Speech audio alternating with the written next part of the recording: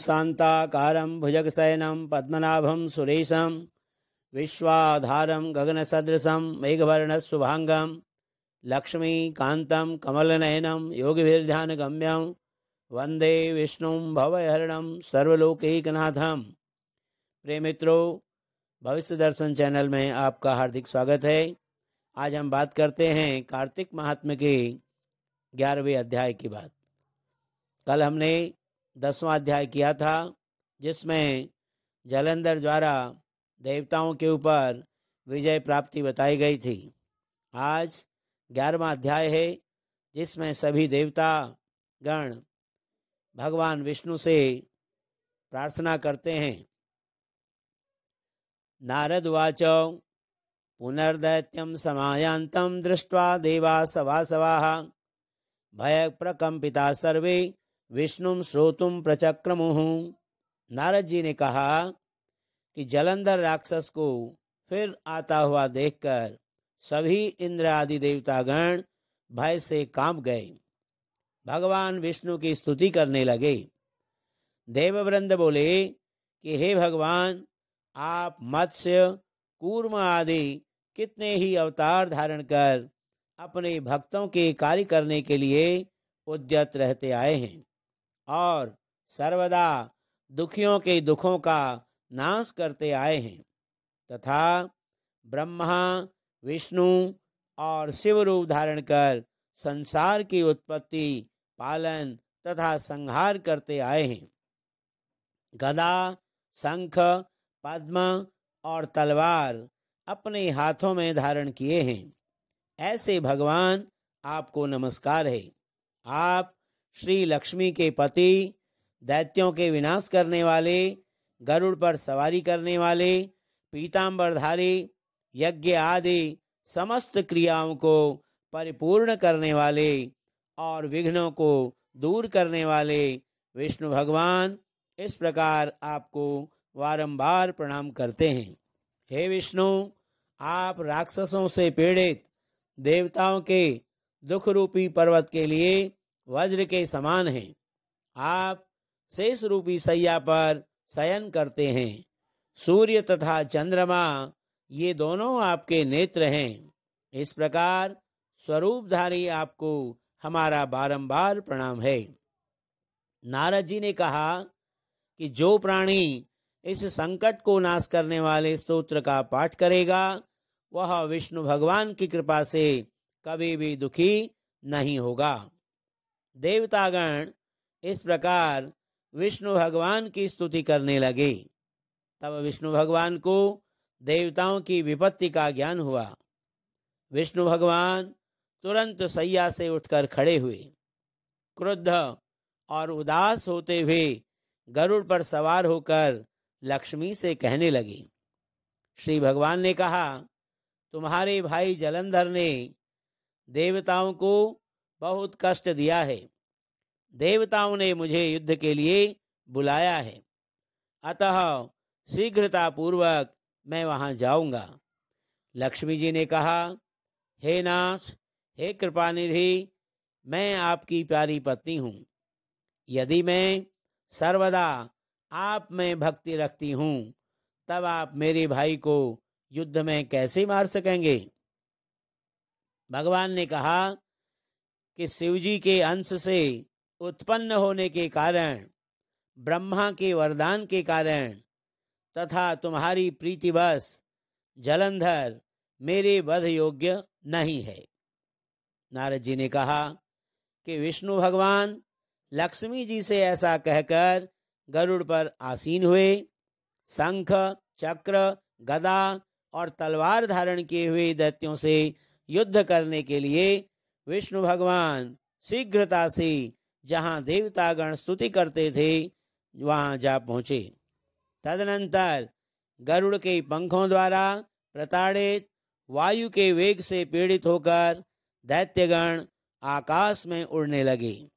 जिस तरह वायु से आहत होकर मेघ आकाश में उड़ते हैं, दैत्याधीश जलंधर राक्षसों को वायु से पीड़ित देखकर क्रोधित हुआ, उछलकर विष्णु भगवान के समीप गया।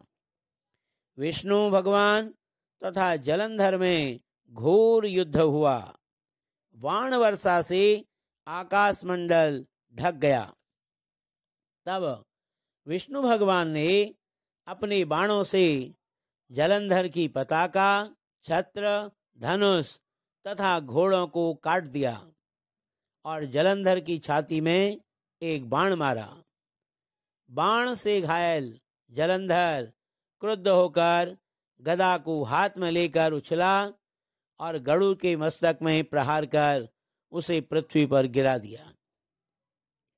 विष्णु भगवान ने मंदहास करते हुए अपनी तलवार से उसकी गदा काट दी।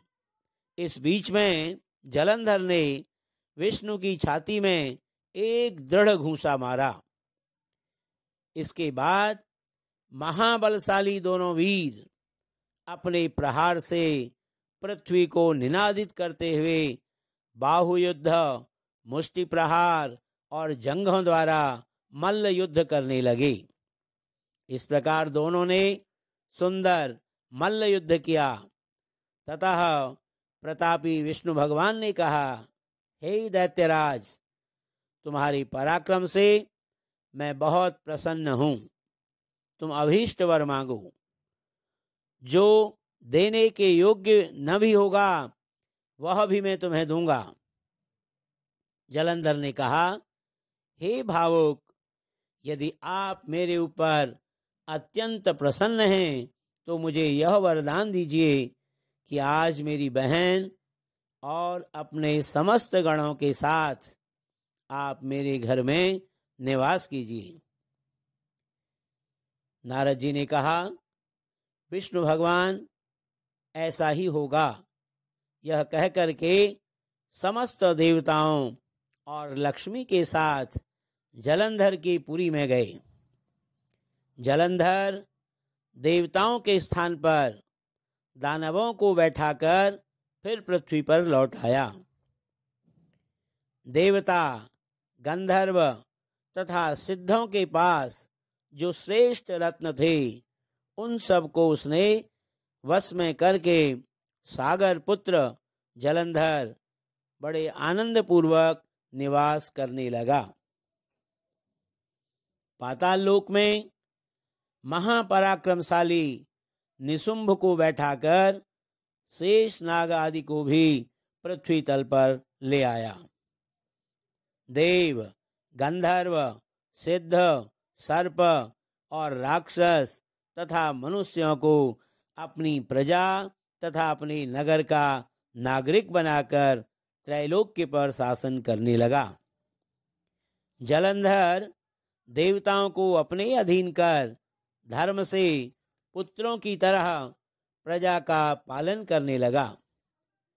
जलंधर के शासन काल में उसके राज्य का कोई भी प्राणी रोगी, दुखी, निर्बल तथा दीनहीन नहीं दिखाई देता था। वह धर्मपूर्वक शासन करता था। नारद जी ने कहा, इस प्रकार जब वह नियम और धर्म पूर्वक पृथ्वी पर शासन कर रहा था तो उसी समय में भी एक बार लक्ष्मी जी द्वारा सेवित विष्णु भगवान के दर्शन की अभिलाषा से वहां पर गया। इति श्री पद्म पुराणे कार्तिक महात्म्ये श्री कृष्ण सत्या संवादे नारदागमनम नाम एकादशोऽध्यायः। बोलो श्री लक्ष्मी नारायण भगवान की जय। कस्तूरी तिलकं ललाटपटले वक्षस्थले कौस्तुभं नासाग्रे वरमौक्तिकं करतले वेणुकरे कङ्कणं सर्वाङ्गे हरिचन्दनं सुललितं कंठे च मुक्तावलिं गोपस्त्री परिवेष्टितो विजयते गोपाल चूड़ामणि। मंगलम भगवान विष्णु मंगलम गरुड़ध्वज मंगलम पुंडरीकाक्ष मंगलाय तनोहरि। बोलो श्री लक्ष्मी नारायण भगवान की जय।